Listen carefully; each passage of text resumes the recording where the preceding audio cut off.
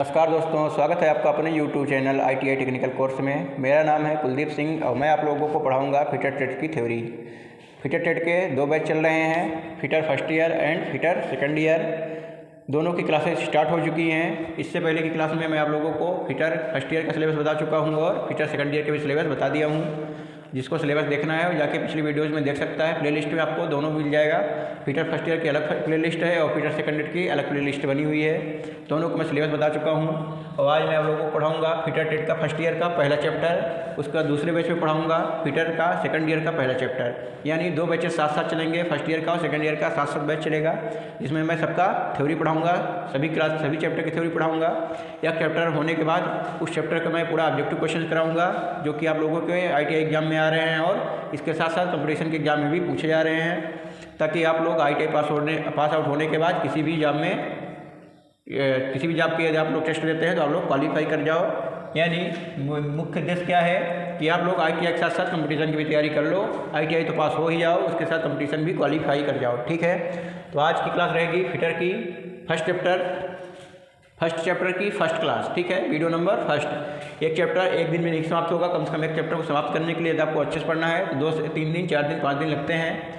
तो आप लोग सब्र रखिएगा। मैं थोड़ा थोड़ा करके आप लोगों को पढ़ाऊंगा, लेकिन जो भी पढ़ाऊंगा डिटेल से पढ़ाऊंगा और चित्रों के साथ पढ़ाऊंगा। ये तो क्या है, परिचय है। इसमें मैं बहुत ज़्यादा चित्र इंक्लूड नहीं किया हूँ, लेकिन आगे की क्लासों में जहाँ पर चित्र की जरूरत होगी वहाँ पर मैं पूरे चित्र से आप लोगों को समझाऊँगा, ताकि आप लोगों को प्रैक्टिकल की कमी महसूस ना हो। ठीक है, चलिए दोस्तों शुरू करते हैं आज की क्लास। इसमें क्या है, ट्रेड परिचय, सुरक्षा एवं सावधानियाँ। यानी पहले हम क्या करेंगे, ट्रेड से अपना इंट्रोड्यूस।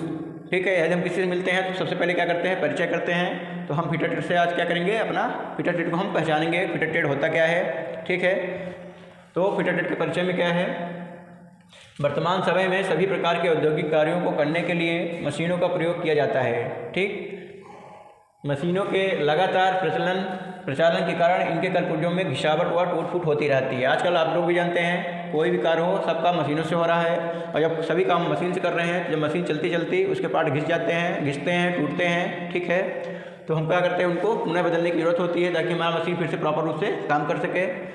निष्क्रिय कर तो क्या है, मशीनों के निष्क्रिय कलपुर्जों को बदलने व मशीनों को पुनः प्रचालन की स्थिति में लाने के लिए फिटरिंग संबंधी कार्य करने वाले व्यक्ति की आवश्यकता होती है। ठीक है, किसकी आवश्यकता होती है, फिटर वालों की आवश्यकता होती है, ताकि वो कलपुर्जे दूसरा जो घिस पिट गया है उसको दूसरा बना लें, नया बनाएं और उसकी जगह उसको फिट कर सकें।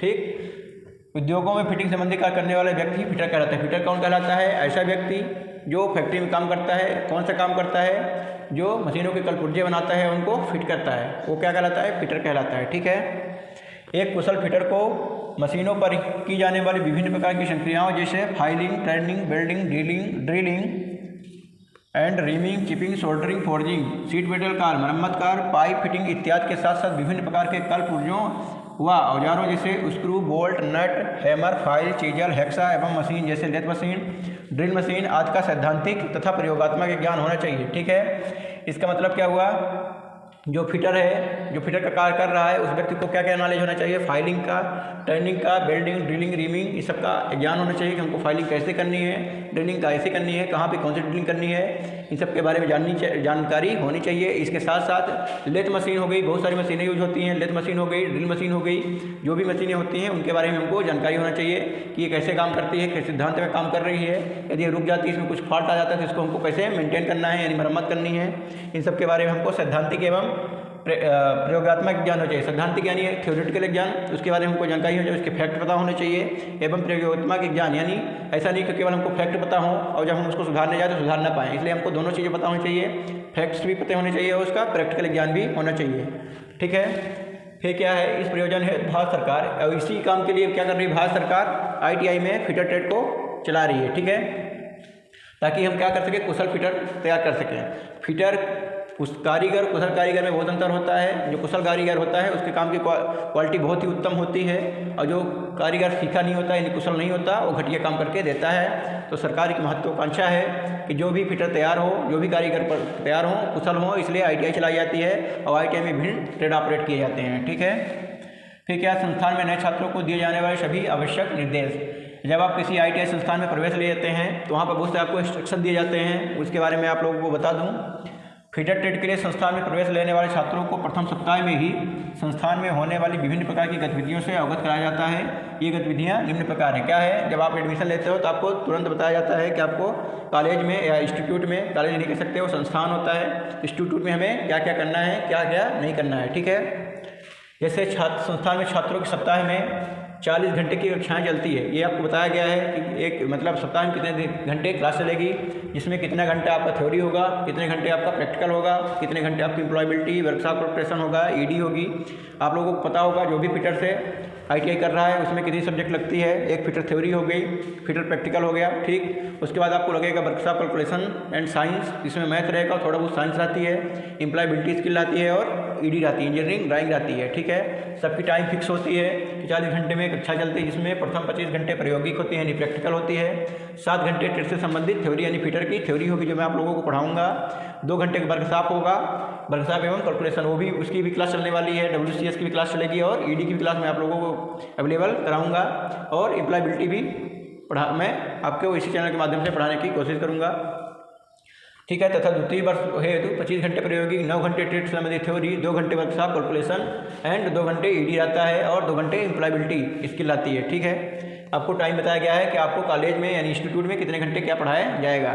फिर क्या है, संस्थान में छात्रों को कार्य करने के लिए कीमती उपकरण दिए जाते हैं यानी महंगे महंगे सामान दिए जाते हैं। तो क्या है, छात्रों को लापरवाही से कार्य करने पर उन्हें दंडित किया जा सकता है। जब आप लोग इंस्टीट्यूट में एडमिशन लेंगे तो आप लोगों को बताया जाएगा कि आपको ये सामान मिलेगा प्रैक्टिस करने के लिए, लेकिन उनको नुकसान नहीं, तोड़ना मोड़ना नहीं है, नहीं तो आपको दंडित किया जाएगा, नहीं दंड दिया जाएगा। ठीक है, आपसे जुर्माना भी लिया जा सकता है। फिर क्या, संस्थान में 80% अटेंडेंस ज़रूरी होती है। संस्थान में आप 80% अटेंडेंस ज़रूरी होती है, नहीं तो आप आईटीआई के एग्जाम नहीं दे सकते हो। इससे कम स्थिति पर अंतिम परीक्षा में बैठने की अनुमति नहीं मिलती, यानी आप एग्जाम नहीं दे सकते हो। फिर क्या है, प्रत्येक काम करते समय सुरक्षा हेतु एप्रन प्रदान की जाती है। एप्रन क्या होता है, पीपीई में आता है, जिसको मैं आगे पढ़ाऊंगा। पीपीई में क्या क्या आता है, हेलमेट, ग्लव्स वगैरह, एप्रन वगैरह हो गए, तो आपको एप्रन दिया जाता है पहनने के लिए। अनुसूचित जातियों के लिए छात्रवृत्ति है, जो रिजर्वेशन वाले हैं उनके लिए छात्रवृत्ति होती है। ठीक है, संस्थान में अधिकतर कार्य मशीनों पर होते हैं, इंस्टीट्यूट में अधिकांश कार्य मशीनों में होते हैं। आजकल मशीन का युग है तो सभी काम लगभग मशीनों में होने लगे हैं। तो क्या है, मशीनों में कार्य करने के दौरान दुर्घटना की स्थिति में संस्थान में कंपाउंडर के साथ चिकित्सा की सुविधा भी होती है, यानी जब हम मशीनों में काम करते हैं तो चोटिल होने की संभावना भी ज़्यादा रहती है। तो हर एक इंस्टीट्यूट में एक कंपाउंडर और एक डॉक्टर की उपलब्धता रहती है। फिर छात्रों के लिए संस्थान में खेल कूद, मनोरंजन, पुस्तकालय का भी प्रबंध होता है। ऐसा नहीं कि केवल वहाँ से काम कराया जाएगा, आपके लिए वहाँ पर खेल कूद यानी इंटरटेनमेंट के लिए भी सुविधाएं अवेलेबल रहती हैं और पढ़ाई करने के लिए लाइब्रेरी भी रहती है, पुस्तकालय का भी प्रबंध होता है। साथ ही आप एनसीसी में, जो नेशनल कैडेट कोर में भाग लेना चाहता है छात्र, वो एनसीसी में भी भाग ले सकता है। वहाँ पर आप अपने इंस्ट्रक्टर से पूछ सकते हैं कि एनसीसी में भाग लेने के लिए मुझे क्या करना है, आपको पूरा गाइड करेंगे। ठीक है, फिर क्या, संस्थान में प्रशिक्षण के दौरान कार्य करते समय प्रयुक्त किया जाने वाला कच्चा माल, औजार आज सामान्य उद्देश्यों के मार्ग स्टोर से दिया जाता है। आपको एक प्रैक्टिकल के समय कुछ सामान चाहिए तो आपको स्टोर रूम से दिया जाएगा। इन सभी औजारों, उपकरणों इत्यादि की जिम्मेदारी, जो आप उपकरण अपने लिए इशू करवा रहे हो, उनकी सबकी जिम्मेदारी आपकी खुद की होगी। छात्रों के सामानों को भली भांति स्टोर करके रखना चाहिए, अपने जिम्मेदारी से रखना चाहिए ताकि वो घूमे नहीं और टूटे फूटे नहीं। ठीक है, फिर संस्थान के राजपत्रित अवकाश के अतिरिक्त यानी जितनी भी सरकारी छुट्टियां होती हैं, छुट्टी मिलती है, इसके अतिरिक्त आकस्मिक छुट्टी चाहिए, इमरजेंसी जिसे हम बोलते हैं अर्जेंट, तो वो क्या है 12 दिन की मिलती है। मेडिकल अवकाश 15 दिन का और विशेष अवकाश भी 15 दिन का दिया जाता है। ठीक है, उपरोक्त सभी जानकारियां नए आने वाले छात्रों को प्रशिक्षण के प्रथम सप्ताह में ही पहले वीक में आपको बता दिया जाएगा सब कुछ, जिसमें छात्र प्रशिक्षण में रुचि लेकर कार्य कर सके तथा अनुदेशक की उपस्थिति में दूसरे अनुदेशकों की सहायता से अपना, मान लीजिए कभी कभी आपका इंस्ट्रक्टर छुट्टी में है तो आप दूसरे इंस्ट्रक्टर मिलेगा, उनके देखरेख में आप काम कर सको। फिर क्या है, स्टोर प्रक्रिया सहित औद्योगिक प्रशिक्षण संस्थान के कार्य से परिचय, यानी संपूर्ण भारतवर्ष में प्रचलित औद्योगिक प्रशिक्षण संस्थान national council for vocational training द्वारा प्रदत्त समान पाठ्यक्रम का अनुसरण करते हैं, यानी सबका सिलेबस एक ही होता है जो एनसीवीटी प्रोवाइड कराती है। भारतवर्ष में प्रदेश सरकार कौशल विकास एवं उद्योगिता मंत्रालय की 2017 की वार्षिक रिपोर्ट के अनुसार इतने सरकारी तथा आपको बताया गया है यहाँ पे कितने सरकारी कॉलेज हैं, कितने प्राइवेट कॉलेजेस हैं, इनका एग्जाम की दृष्टि से कोई भी जरूरी चीज़ें नहीं है ये। ठीक है, आईटीआई इंस्टीट्यूट में आपका कौन कौन होता है ये यहाँ पे बताया गया है। आईटीआई संस्था है, वहाँ पर आपके प्रधान आचार्य होंगे, इससे स्कूलों में प्रिंसिपल होते हैं। इसी तरह आईटीआई में प्रधान अधीक्षक होते हैं, उनके नीचे उप प्रधानाचार्य होते हैं और उसके साथ साथ एक ट्रेनिंग प्लेसमेंट ऑफिसर होते हैं। ट्रेनिंग एवं प्लेसमेंट ऑफिसर का काम होता है, जब आप आईटीआई कर लो तो आईटीआई के सेकंड ईयर के दौरान ही आपको प्लेसमेंट का ऑफर दिया जाता है, यानी कहीं भी जॉब करने के बहुत सारे ऑफर दिए जाते हैं, बाहरी कंपनियों को बुलाया जाता है, वहाँ पर आपका इंटरव्यू हो जाता है, टेस्ट होता है, उसके हिसाब से आपको जॉब दी जाती है। फिर उनके नीचे होता है सामूहिक अनुदेशक, ट्रेनिंग ऑफिसर, आपका टीओ होंगे, ऑफिसर अधीक्षक, यदि आप हॉस्टल में रहते हैं तो हॉस्टल के अधीक्षक एवं स्टोर अधीक्षक होते हैं। ठीक है, समूह निर्देश ट्रेनिंग ऑफिसर में आपके क्या होंगे, vocational education unit training officer, उनके अंदर होंगे ग्रेजुएट जेटीओ निदेशक, ये सब आपके स्टाफ होते हैं। ठीक है, ये ऑफिस के स्टाफ हैं, ये हॉस्टल ये स्टोर के जो स्टाफ होते हैं। ठीक है, ये सब आपके ITI में इतना स्टाफ होता है, इसके बारे में बताया गया है। फिर ये आपके लिए इंपॉर्टेंट है कि फिटर हित रोजगार के अवसर, यानी आप फिटर से यदि ITI कर रहे हैं तो आपके लिए आगे क्या मौके हैं, क्या रोजगार के चांसेस हैं। ठीक है, इसमें बताया गया है NCVT द्वारा 2 वर्षीय प्रशिक्षण के उपरांत प्रशिक्षुओं को विभिन्न क्षेत्रों में रोजगार के अवसर उपलब्ध होते हैं, जो कि निम्न हैं। ठीक, फिर क्या है बेंच फिटर। फिटर बहुत तरह के होते हैं, bench fitter, pipe fitter, assembly fitter, die fitter, fabrication fitter, बहुत तरह के फिटर होते हैं। ठीक, इसमें क्या है बेंच फिटर। बेंच फिटर द्वारा अधिकांश कार्यों में रेती का प्रयोग किया जाता है, फाइल का आप लोग देखे होंगे, मैं आपको आगे दिखाऊंगा फिगर में। एक कुशल बेंच फिटर बनने के लिए उसे फाइलिंग, कटिंग, ड्रिलिंग, चिपिंग एवं थ्रेडिंग इत्यादि कार्य करने की आवश्यकता होती है। इसके लिए विभिन्न प्रकार के सूक्ष्ममापी यंत्रों एवं उपकरणों का भी प्रयोग किया जाता है। सूक्ष्ममापी यंत्रों का प्रयोग मैं करके आप लोगों को चित्र के माध्यम से भी दिखाऊंगा और डायरेक्ट यहाँ पे मैं आप लोगों को लेके आऊँगा वर्नियर कैली पर, वर्नियर माइक्रोमीटर, उनकी रीडिंग कैसे ली जाती है, उनसे माप कैसे लिया जाता है, सबके बारे में आप लोगों को आगे चल के जब इनका इस पर अलग से चैप्टर आएगा, आगे चैप्टर है, आप लोग सिलेबस देखे होंगे तो आप लोगों को पता होगा, तो मैं आप लोगों को पूरा डिटेल से बताऊँगा। ठीक है, असेंबली फिटर क्या करता है, मशीनों के कलपुर्जों को खोल के उनको फिट करता है। ठीक है, डाई फिटर का काम क्या होता है, आज के समय वस्तुओं के निर्माण में सर्वप्रथम उनकी मोल्डिंग की जाती है, इस कार्य के लिए डाई का प्रयोग किया जाता है। डाई फिटर वस्तुओं के साइज और बनावट के अनुसार डाई का निर्माण करता है। डाई क्या होता है दोस्तों, डाई एक होता है ढांचा, सांचा होता है, जैसे ईंट देखे होगे आप, ईंट कैसे बनती है, उसके सांचे में मिट्टी डाल दी जाती है तो ईंट का शेप ले लेता है। उसी तरह बहुत सारी डाइयाँ बनती हैं जिसमें लोहे को पिघलाकर डाला जाता है तो क्या बन जाता है, उस शेप का वो हमारा जाप तैयार हो जाता है। तो विभिन्न प्रकार के जाप बनाने के लिए विभिन्न प्रकार की डाइयाँ चाहिए, तो डाई फिटर क्या करता है, डाइयों का निर्माण करता है।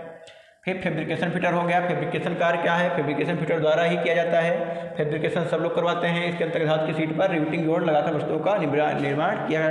घरों में जो सजावट हो गई होती है, ये स्टील वगैरह की जो रेलिंग वगैरह लगती है, सब क्या करता है, फिटर वाला काम करता है।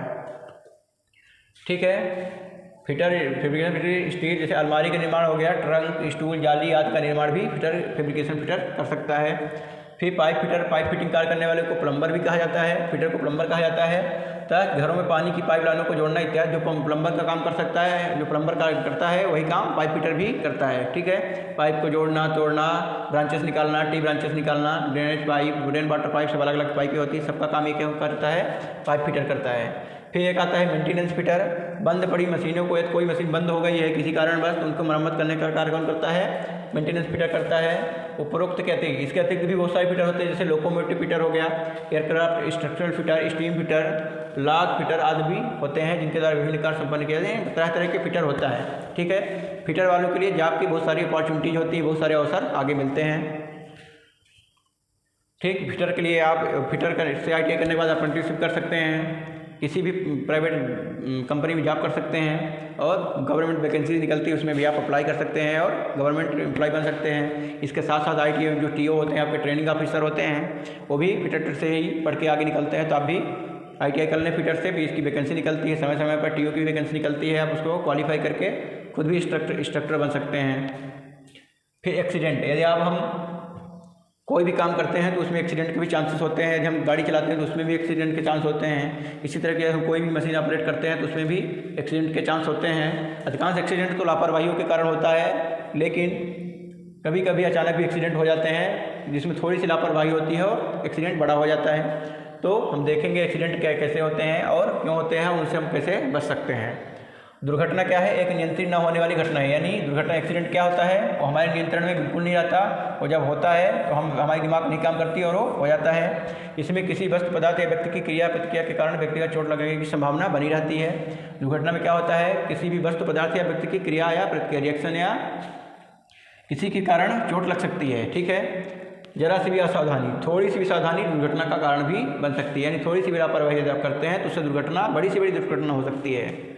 फिर दुर्घटनाओं के कुछ कारण आपको दिए गए हैं, बहुत सारे कारण होते हैं लेकिन कुछ कारणों को यहाँ पे बताया गया है। से असावधानी। कारखानों में होने वाली अधिकतर दुर्घटनाएं किससे होती हैं? असावधानी से होती है। अतः कार्य करते समय कार्य की चिंता के साथ साथ कारीगर को अपनी तथा दूसरों की सुरक्षा का भी पर्याप्त ध्यान रखना चाहिए। कार्य कोई भी आप काम कर रहे हैं तो उसकी तरफ तो हमको फोकस करना ही है, साथ साथ अपनी सुरक्षा और अपने अगल बगल जो भी स्टाफ है उनकी सुरक्षा का हमको ध्यान रखना चाहिए। ठीक। फिर अरुचि, यदि किसी काम में आपकी रुचि नहीं है तो स्वाभाविक है आपसे गलतियाँ होंगी, यानी आपसे असावधानी होगी। तो कभी कभी क्या होता है, कारीगर कार्य में रुचि खो बैठता है, ऐसे समय दुर्घटना होने की संभावना अधिक होती है, हो जाती है। रुचि न होने के कारण हो सकते हैं, रुचि न होने के कारण कैसे क्या हो सकता है कि हमारी रुचि उस काम में क्यों नहीं है, उसके बहुत सारे कारण, जैसे पारिवारिक समस्या, आपके परिवार में क्लेश चल रहा है तो हम काम यहाँ कर रहे हैं लेकिन मन हमारा कहाँ है, हमारे परिवार में चल रहा है।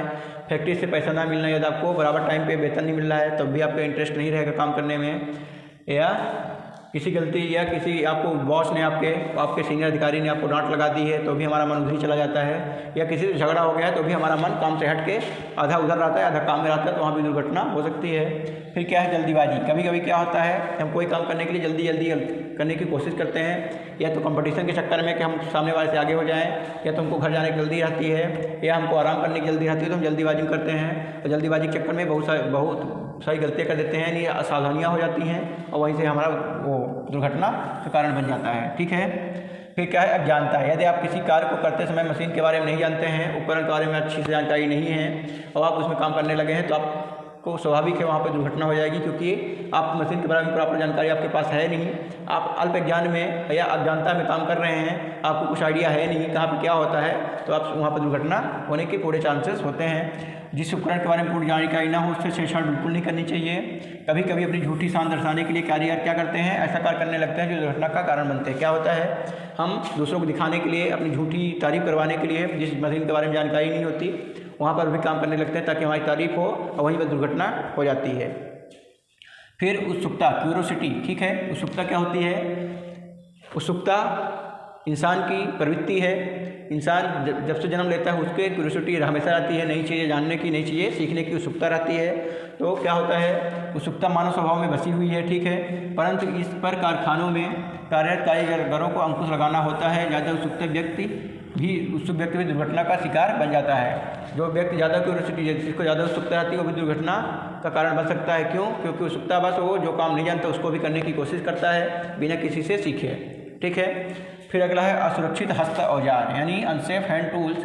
अनेक कारखानों में मशीनों का रखरखाव ठीक न होने के कारण मशीनें असुरक्षित अवस्था में ही प्रयोग होती रहती हैं, जो एक दिन अवश्य दुर्घटना का कारण बन जाती है। क्या होता है, असुरक्षित औजार जैसे फाइल, आपके बिना हैंडल की फाइल यूज कर रहे हो, बिना फटे हुए यानी टूटे फुटे हैंडल वाला हैमर यूज कर रहे हो, ऐसे ही बहुत सारे असुरक्षित औजार जैसे उनको प्रॉपर ढंग से यूज हम नहीं करते तो वहाँ पर दुर्घटना हो जाती है। अधिकांश फैक्ट्रियों में पैसा बचाने के चक्कर में क्या किया जाता है कि मशीनें असुरक्षित अवस्था में होती हैं, यानी मशीनों में गार्ड, सेफ्टी गार्ड नहीं लगे हुए हैं, या आपको पीपीई नहीं मिल रही है, वहाँ पर भी दुर्घटना हो जाती है।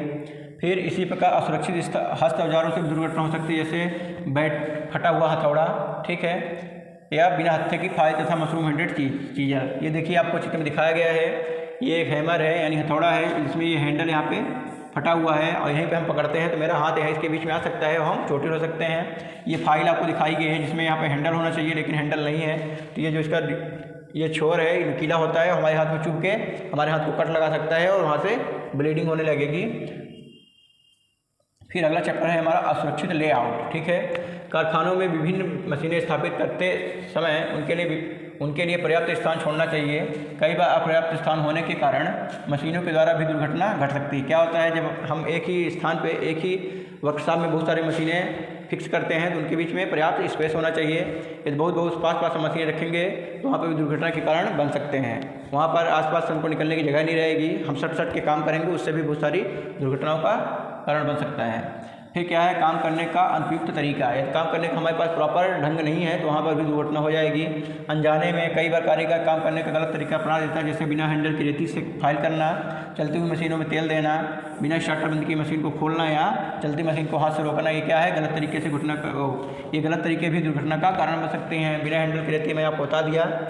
चलती हुई मशीन में हमें तेल नहीं देना चाहिए, यहाँ पर दुर्घटना हो सकती है। मशीन को किसी खोलना है तो उसको स्टार्टर से बंद करना चाहिए, इसको मशीन को बंद हालत में खोलना चाहिए। ठीक है, फिर क्या है, स्वच्छता की कमी है, लैक ऑफ क्लीननेस, या साफ फ्लोर या मशीन की ठीक से सफाई ना होने के कारण भी दुर्घटना हो सकती है। जैसे फर्श में तेल गिरा हुआ है, वो सफाई नहीं होगी तो तेल क्या हो, तेल चिकना होता है तो हमारा पैर पड़ेगा तो हम फिसल जाएंगे और हम गिर के टूट सकते हैं या किसी मशीन से टकरा सकते हैं, जिससे दुर्घटना यानी हमको चोट लग सकती है।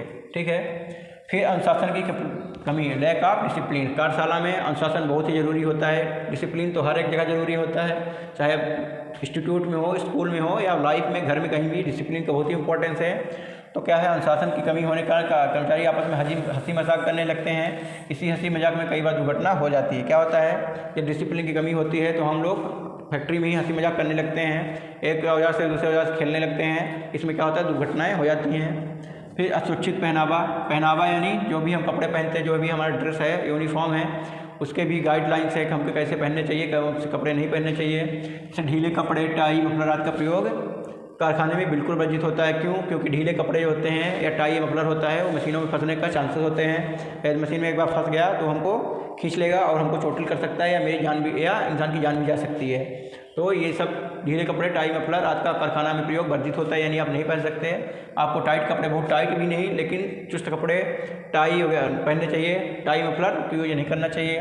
कारखाने की आवश्यकता के अनुरूप ही कपड़ों का प्रयोग करना चाहिए। ठीक है। अलग अलग काम के हिसाब से अलग अलग कपड़े डिजाइन किए जाते हैं, उसके हिसाब से हमको कपड़े पहनने चाहिए। इसके अतिरिक्त कारीगर के लंबे बाल भी मशीन में फंसकर दुर्घटना का कारण बनते हैं, इसलिए हमको बहुत लंबे बाल नहीं रखने चाहिए। हाथ में कड़ा, घड़ी वगैरह नहीं पहनने चाहिए। ठीक है। ये देखिए यहाँ पर एक आदमी काम कर रहा है, ड्रिल मशीन है ये क्या कर रहा है, ड्रिल मशीन में काम कर रहा है, लेकिन इसने कैप लगा के नहीं रखी है, हेलमेट लगा के नहीं रखी है। अचानक ये सिर ऊपर किया और ये इसके सिर में लग गया और सिर में ब्लीडिंग होने लगी।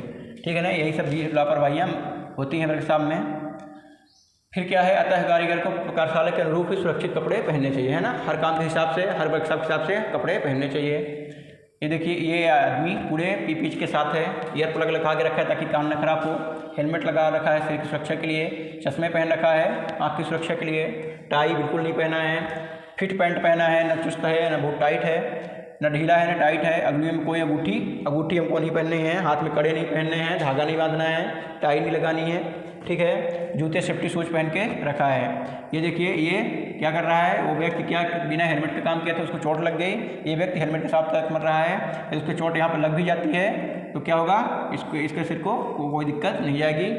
जो चोट है वो हेलमेट एब्जॉर्ब कर लेगी। ठीक है।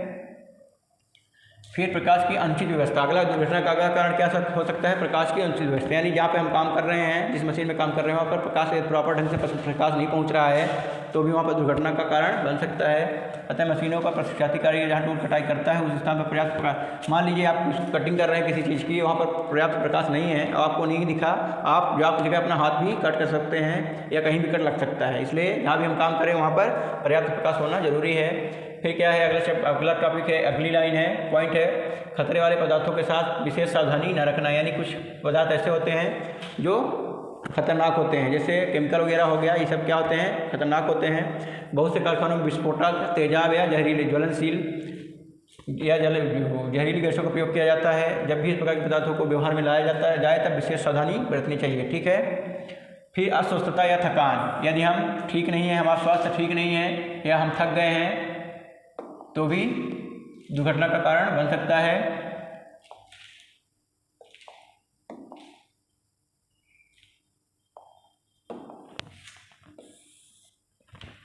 कभी कभी श्रमिक आर्थिक तंगी के कारण बीमार या कमज़ोर होते हुए भी कार्य पर आ जाते हैं, पैसे के लालच में, या घर की मनी प्रॉब्लम होती है तो उनको लगता है चलो कुछ आज जाके कमा ही लेंगे। तो क्या होता है, आर्थिक तंगी के कारण क्या होता है, बीमार होते हैं, कमज़ोर होते हैं तो भी आ जाते हैं, तथा चक्कर खाकर या कमजोरी के कारण मशीन पर ही गिर पड़ते हैं। अचानक काम करते करते उनको चक्कर आ जाता है तो मशीन पर ही गिर पड़ जाते हैं, जिससे दुर्घटना हो जाती है। पैसे के लालच में अपनी सामर्थ्य से अधिक कार्य नहीं करना चाहिए, परंतु कुछ लोग पैसे के लिए आर्थिक तंगी के कारण ऐसा करते हैं और चोटिल हो जाते हैं, परंतु थकान के कारण चोट खा बैठते हैं। यानी यदि कोई ज़्यादा काम कर लिया, थक जाएगा, उसको भी चक्कर आ सकते हैं, वो भी चोट खा सकता है, या कोई बीमार है, स्वस्थ नहीं है, कमज़ोर है, वो भी चक्कर खा के मशीन में गिर सकता है और चोटिल हो जाएगा, चोटिल अपने आप को कर लेगा। फिर एक अगला पॉइंट है नशे की आदत, यानी बहुत से कारीगर नशे की आदत नशा तो आप लोग सभी जानते होंगे। नशे की आदत के शिकार हो जाते हैं। थोड़ा बहुत पैसे जब आने लगता है तो आदमी नशा करने लगता है, उसकी आदत का शिकार हो जाता है। फिर क्या है, कभी कभी नशे की अवस्था में कारखाने भी चले जाते हैं। नशा जिसको जो करने लगता है वो फिर नशा यदि 24 घंटे वो कर रहा है तो नशे की हालत में कारखाना भी जाएगा। ऐसे में कारीगर स्वयं तो ऐसे में क्या होता है, जब आदमी नशा कर लेता है उसकी दिमाग सही ढंग से काम करती नहीं तो बहुत सारी सावधानियाँ छोड़ देगा, बिल्कुल गलत तरीके से काम करना स्टार्ट कर देगा। तो खुद तो चोटिल हो ही जाएगा, साथ साथ जो उसका साथ में काम कर रहा है उसको भी चोटिल कर देता है, उसको भी दुर्घटना का कारण बन जाता है वो।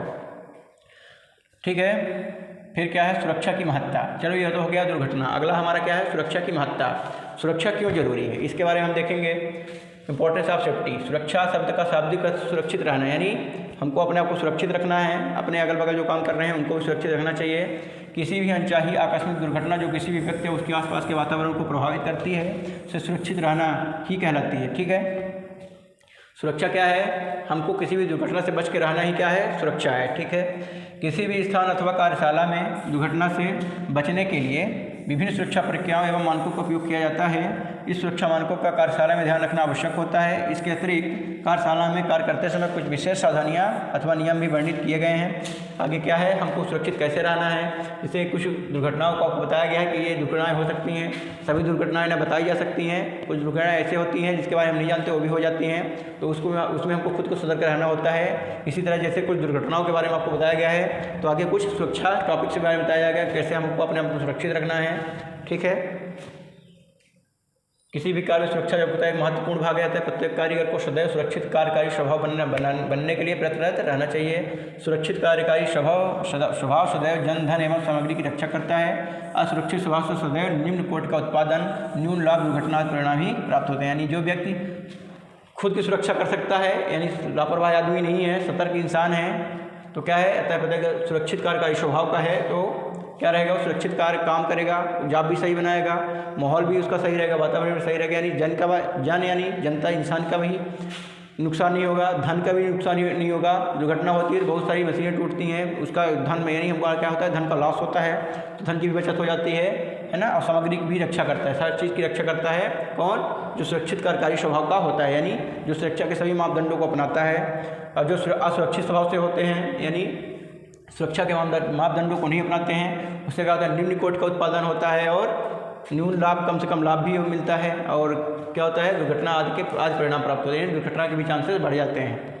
ठीक है, अतः दुर्घटनाओं से बचने के लिए कारीगर को सदैव कुछ सुरक्षा संबंधी सावधानियों का पालन करना चाहिए। इसके लिए कारीगर को समय पर क्या है, हमको सुरक्षित नियमों को सीखना चाहिए एवं उन्हें याद रखना चाहिए तथा उनका अभ्यास, उनको प्रैक्टिस में लाते रहना चाहिए। ठीक है, फिर उद्योगिक कार्यक्रम ध्यान रखने वाली सामान्य सावधानियाँ, इसके बारे में आप लोगों को सावधानियाँ और सुरक्षा के टाइप्स बताऊंगा कि कौन कौन सी सावधानियाँ हमको रखनी है, उसके कौन कौन से सावधानियाँ हमको रखनी है। सुरक्षा क्या होती है ये बता दिया हूँ आपको। सुरक्षा कितने प्रकार की होती है, सुरक्षा 3 प्रकार की होती है। अगली क्लास में आप लोगों को बताएंगे कौन कौन सुरक्षा होती है और उसको हम कैसे हमको फॉलो करना है। ठीक है, तो आज के लिए इतना है दोस्तों। फिर आगे का मैं आपको कल की क्लास में पढ़ाऊंगा, यानी अगली क्लास में पढ़ाऊंगा। सेकंड बैच में मैं सेकंड ईयर का फर्स्ट चैप्टर आज पढ़ाऊंगा। ये फर्स्ट ईयर का फर्स्ट चैप्टर की फर्स्ट क्लास थी।